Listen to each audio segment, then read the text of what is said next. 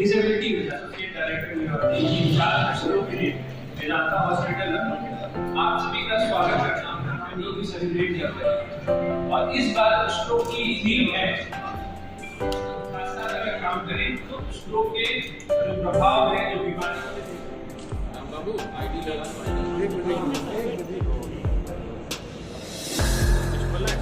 जी theme से sir start के अंदर मरीज आता है तब हमको विंडोज का स्कैन कराना पड़ता है, उसका इवैल्यूएशन करना पड़ता है कि वो दवा देने योग्य है कि नहीं, इसीलिए स्ट्रोक है कि हेमरेजिक स्ट्रोक है।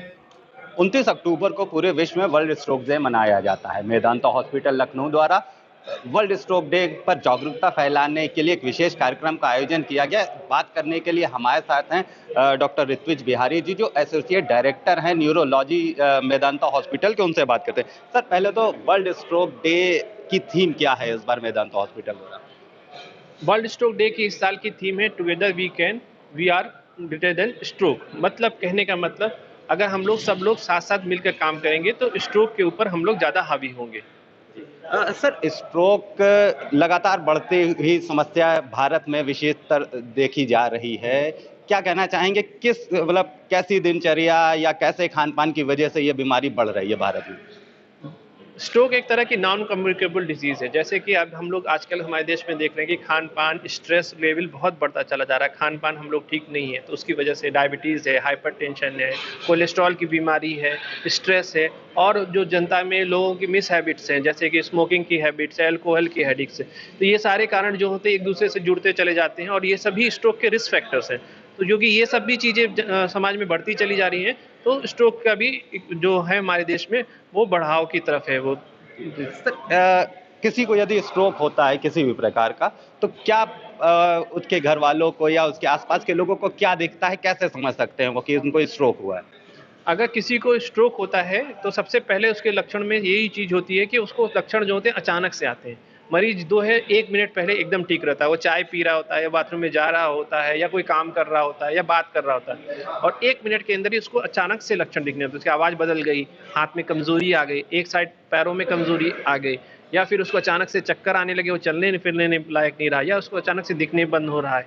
तो ये सारे लक्षण अगर अचानक से हो रहे हैं, जो एकदम स्वस्थ मरीज में, किसी भी व्यक्ति में अचानक से अगर ये लक्षण आते हैं तो वो स्ट्रोक हो सकते हैं। तो उसके लिए मरीज को समय नहीं नष्ट करना चाहिए और तुरंत ही स्ट्रोक रेडी हॉस्पिटल, जो कि आसपास का सबसे अच्छा हॉस्पिटल हो, जैसे लखनऊ और आसपास के लोगों के लिए हम लोग के मेदांता हॉस्पिटल या कुछ और बड़े बड़े हॉस्पिटल्स हैं, उनमें आके तुरंत दिखाना चाहिए, क्योंकि इसका जो विशेष इलाज होता है वो समय सीमित होता है। मतलब हम लोग कुछ समय के अंदर ही 4.5 घंटे से 6 घंटे के अंदर ही दे पाते हैं। तो इसलिए मरीज के लिए सबसे ज़रूरी यही होता है कि स्ट्रोक को पहचाने और अच्छे सेंटर्स में पहुँचे। तो सर, जैसा कि आपने बताया, स्ट्रोक होने पर जल्दी से जल्दी अच्छे हॉस्पिटल तक पहुंचना चाहिए। गोल्डन आवर की बात आप कर रहे थे, गोल्डन आवर क्या होता है उसके विषय में बताइए। यही जो मैंने आपको बताया कि जो 4.5 घंटे से 6 घंटे के अंदर हम लोग मरीज का जो ट्रीटमेंट होता है, एंडोवेस्कुलर ट्रीटमेंट होता है या थ्रोम्बोलिसिस होती है, वो हम लोग कर सकते हैं। इसके बाद इसको करना बहुत मुश्किल होता है। हमारे वेदांता हॉस्पिटल में जो कि उच्च श्रेणी की सुविधाएं उपलब्ध में कुछ केसेस में हम लोग 24 घंटे तक कर पाते हैं, पर सामान्यतः ये लोग 4.5 घंटे के अंदर ही ये सब प्रोसीजर अन्य हॉस्पिटल में कवर पाते हैं। तो उन हॉस्पिटल में जो ये प्रोसीजर है इसको गोल्डन आवर कहते हैं, क्योंकि ये इफेक्टिव ट्रीटमेंट जो होता है वो स्ट्रोक के मरीजों के लिए सबसे महत्वपूर्ण होता है। तो इसीलिए हमारे साथ डॉक्टर प्रदीप हैं, न्यूरोलॉजिस्ट हैं, उनसे भी बात करते हैं और स्ट्रोक के क्या लक्षण होते हैं, किस तरह से इनसे बचा जा सकता है, इस पे बात करते हैं। सर, आपसे ये मैं जानना चाहूँगा कि बी फास्ट आप अभी बता रहे थे, तो ये क्या मेन वेरिएशन? बी फास्ट के 2 मतलब हैं। बी फास्ट जैसे कि इसका एक पहला मतलब ये है कि आपको अलर्ट करने के लिए, अलार्म करने के लिए, और एक कैची नेम बनाया गया है। ये एक एक्रोनिम है कि बी फास्ट। जब भी आपको कहीं स्ट्रोक का सस्पिशन है तो आप फास्ट होइए, क्योंकि हमें 1-1 मिनट इम्पॉर्टेंट है और हम हर मिनट को बचा करके पेशेंट की न सिर्फ जान बचा सकते हैं, बल्कि उसकी आने वाली जो पक्षाघात से रिलेटेड जो उसकी डिसेबिलिटी है उसको भी हम कम कर सकते हैं। तो बी फास्ट एक एक्रोनिम भी है, जिसमें बी का मतलब होता है कि बैलेंस। जैसे कि अगर किसी को भी हमें लक्षण पहचानने में, लेमैन में अगर प्रॉब्लम होती है तो हम इसका यूज़ करके उसको हम पता कर सकते हैं कि क्या ये संभावित स्ट्रोक है या कुछ और है।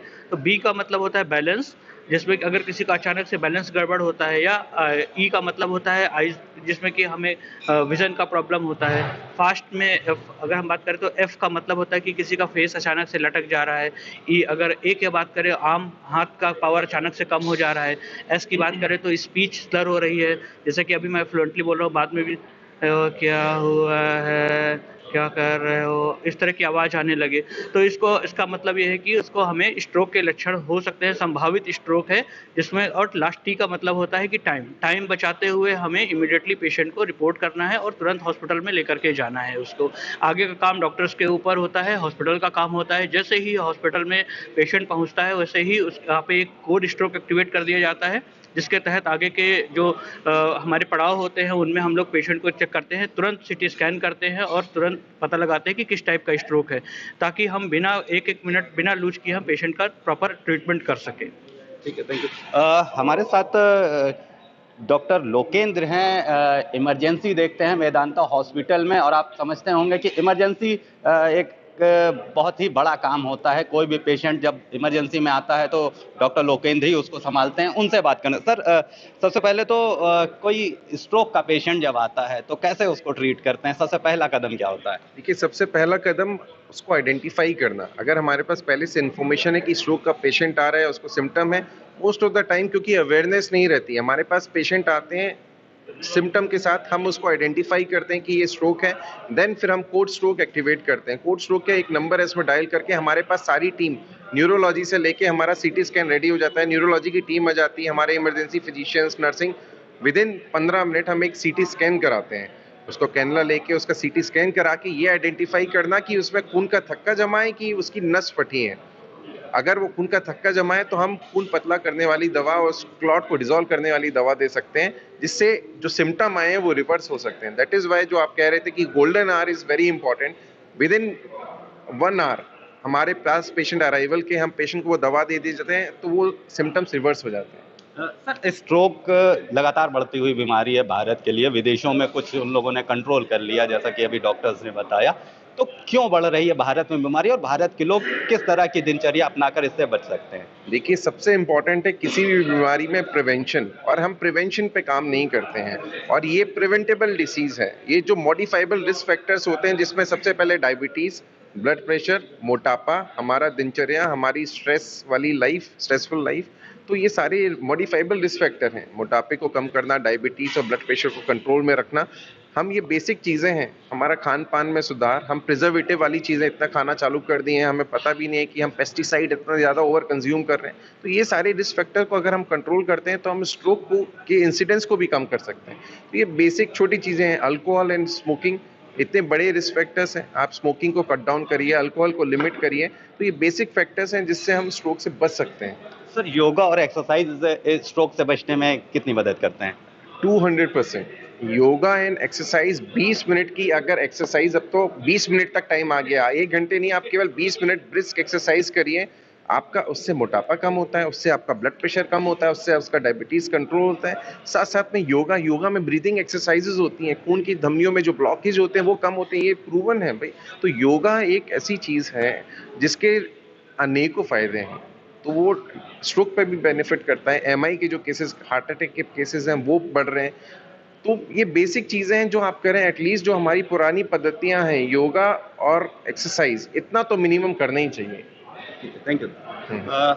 हमने मेदांता हॉस्पिटल के डॉक्टर से बात की। वर्ल्ड स्ट्रोक डे 29 अक्टूबर को मनाया जाएगा। इस पर जागरूकता मेदांता हॉस्पिटल द्वारा फैलाई जा रही है। आपको बता दें कि भारत में स्ट्रोक के मामले लगातार बढ़ते जा रहे हैं। विदेशों में भी काफ़ी मामले आते थे, लेकिन उन्होंने अपनी जीवन शैली को बदल करके अब उस पर कुछ कंट्रोल पा लिया। लेकिन भारत में नए नए तरह के मामले आते जा रहे हैं। डॉक्टर से हमसे बात करते हुए बताया कि किसी भी पेशेंट को यदि कोई स्ट्रोक होता है तो उसके लिए गोल्डन आवर लगभग 4.5 घंटे का माना जाता। 4.5 घंटे के अंदर उसको प्रॉपर ट्रीटमेंट अवश्य मिल जाना चाहिए। इसके अलावा हमने डॉक्टर लोकेंद्र से बात करी, जो इमरजेंसी देखते हैं मेदांता हॉस्पिटल में। उन्होंने कहा कि पेशेंट के आने के 15 मिनट के अंदर हम सारी चीज़ें तैयार कर लेते हैं, सीटी हम करा लेते हैं कि उसका इलाज किस तरीके से हमको आगे करना है।